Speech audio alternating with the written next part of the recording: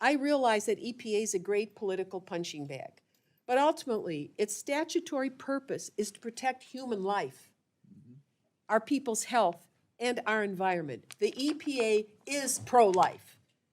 For our region, it's not a choice, but an imperative to keep EPA funded.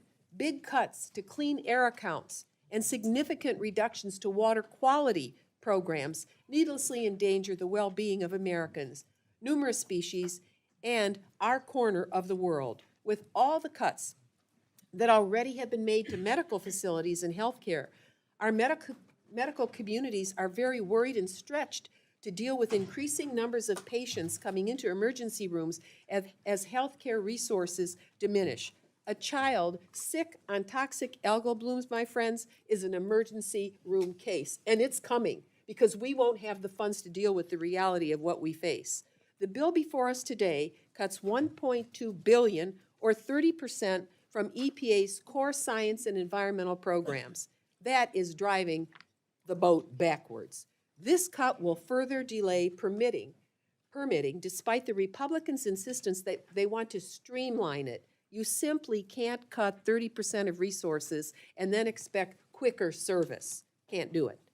These cuts are affecting our communities already, as our country has witnessed terrible flooding over the last few weeks, as we've all known. And rather than stepping into their leadership responsibilities and making investments in clean, safe drinking water and watershed management, my Republican colleagues are proposing a $662 million cut from the Clean Water and Drinking Water State Revolving Funds.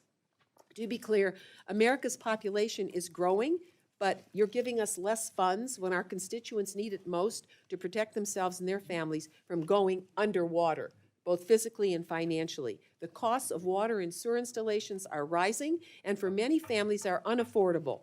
In Ohio, family sewer installations are rising, and they are leaving, trying to find and relocating because they simply can't pay these bills. As always, I thank you, Mr. Chairman, for delivering results, and I hope that we can work this through to provide a realistic bill to meet the current needs of America, not the needs of 1946. Thank you, and I yield back.